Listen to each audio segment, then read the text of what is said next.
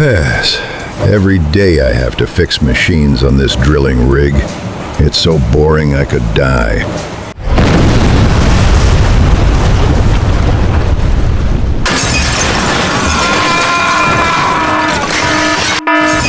Ow! The oil well just exploded. What's that shooting up into the air? Calm down. That's not an explosion. It's the Earth striking back at us.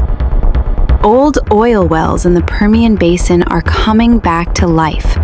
And what they're spewing out isn't just oil, but also toxic wastewater from thousands of meters underground. What? The oil wells were dead, but now they've come back to life? That's right.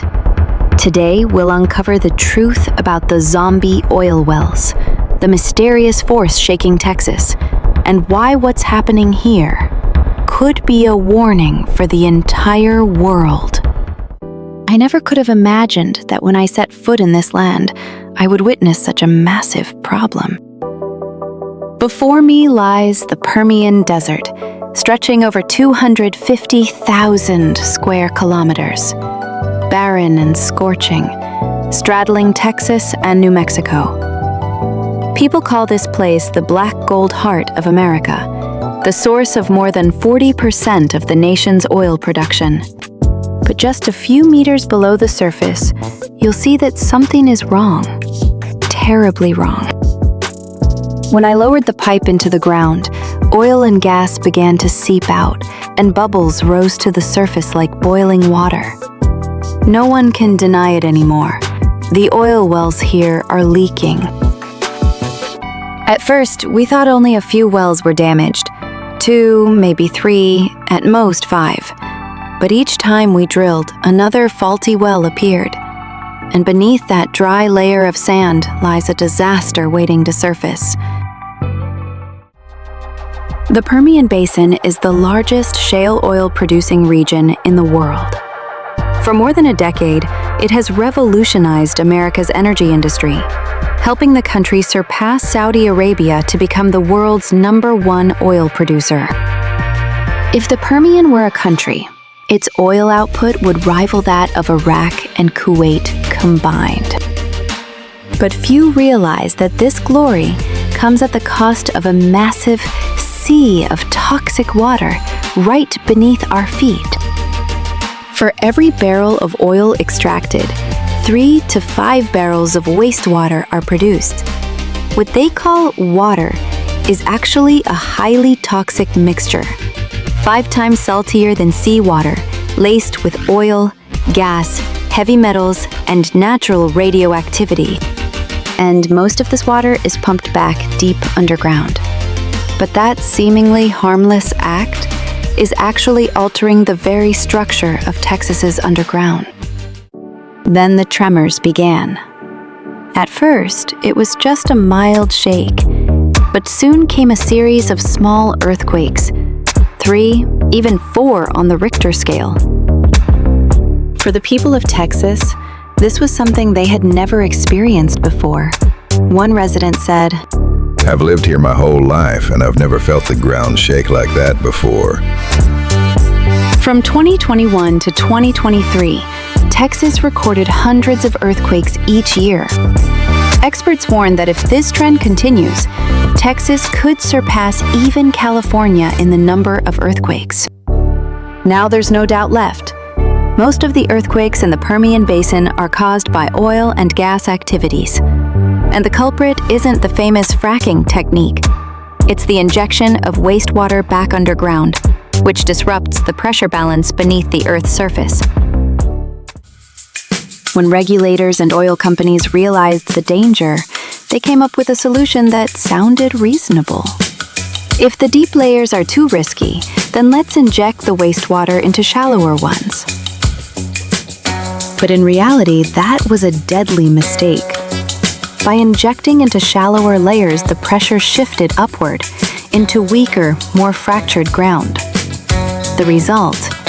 Toxic water began to leak, seep upward, and eventually erupted on the surface as dark, contaminated fountains.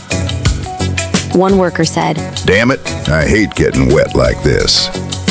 But that wasn't water. It was oil, gas, and toxic chemicals. Engineers call those wells zombie wells because they were supposed to be dead, yet they've come back to life and can no longer be buried. Not unless we tackle the wastewater problem at its source. We dug down and found thick, black oil bubbling up from the ground, reeking of a foul stench.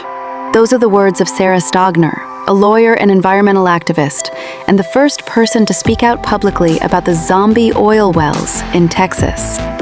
She explained that the oil should have remained at a depth of 2,400 feet, over 730 meters, but excessive wastewater injection from newer wells had built up pressure, forcing the old oil upward through cracks in the ground. Sarah compared the Permian Basin to a multi-layered cake. People drill thousands of holes, extract the oil, and then pump the wastewater back in. The pressure makes the cake collapse in some places and bulge in others, while the cream, meaning the oil and toxic water, leaks between the layers and spills out onto the surface. An energy cake that's collapsing on itself. Internal documents reveal that the Texas Railroad Commission, the agency overseeing the oil and gas industry, had been well aware of the leaks and eruptions since mid-2023. An October 2023 report stated clearly, shallow wastewater injection is causing leakage in multiple areas. In a presentation to the Texas Pipeline Association, they admitted that rising pressure is causing pipeline corrosion, reservoir damage, groundwater contamination, and even compromising the safety of old wells. Yet, instead of stopping, they kept loosening the regulations.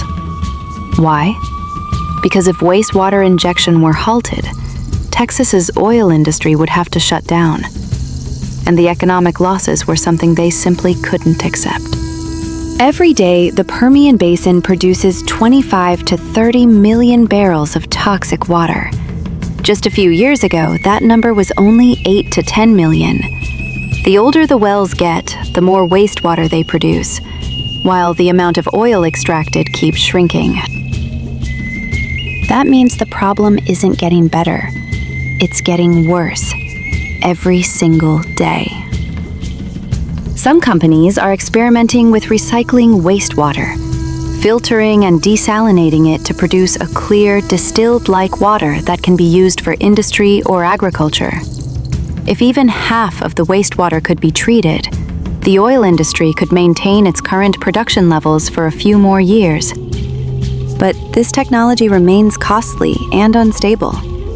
And the big question still hangs in the air. Can humanity clean the water before the earth collapses? Many people think of West Texas as a dead land. But in truth, life still exists here. Herds of deer, bobcats, wild birds, centuries quietly surviving amidst the desert. But now, the soil is poisoned. The groundwater is filled with chemicals, and many areas have become uninhabitable.